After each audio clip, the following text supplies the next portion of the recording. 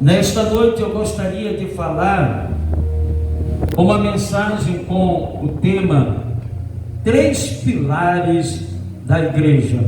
Repita comigo: três pilares da Igreja. O livro de Atos dos Apóstolos, ele relata o nascimento da igreja, ele relata a fundação da igreja, ele relata a instituição da igreja. O livro de Atos dos Apóstolos, ele narra a manifestação ou a efusão do Espírito Santo no cenáculo, aonde ali estava um grupo de aproximadamente 120 irmãos, buscando o cumprimento da promessa feita por Jesus em Lucas capítulo de número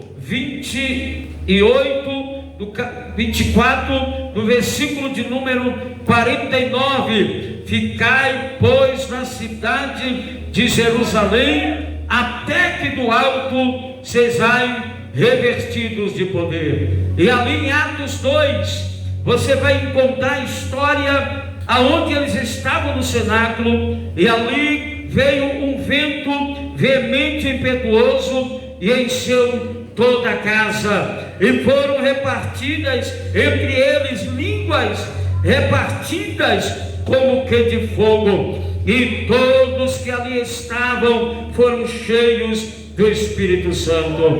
O livro de Atos também narra a história da perseguição da igreja pelos imperadores, aleluia, pelos sacerdotes. Ora, se não falarmos de Saulo, que pegava cartas, autorizações para prender os crentes, para lançá-los nas prisões, pois o mesmo estava, aleluia, diante do apedrejamento de Estevão, um dos primeiros diáconos da igreja, e o homem cheio do Espírito Santo. Mas também o livro de Atos narra a convenção de Paulo, aleluia, e que Paulo se torna o apóstolo dos gentios e também é o primeiro missionário enviado pela igreja.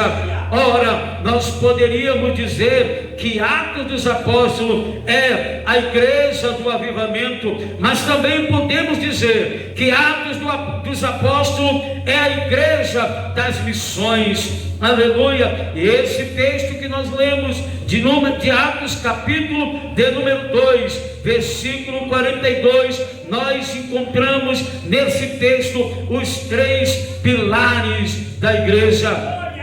E eu gostaria de falar sobre o primeiro pilar da igreja, querido. Pilar é o que sustenta, pilar é o que mantém de pé, pilar é o que sustenta a estrutura, é o que sustenta a casa, é o que não deixa a casa cair, é o que não deixa a estrutura se romper, aleluia. E eu gostaria de falar sobre o primeiro pilar de sustentação da igreja, que é a palavra de Deus. Aleluia. Deixa eu dizer uma coisa para os irmãos: o que sustenta a crente na igreja é a Bíblia, é a palavra. Por isso Jesus disse em João capítulo 8, versículo 32: e conhecereis a verdade, e a verdade vos libertará.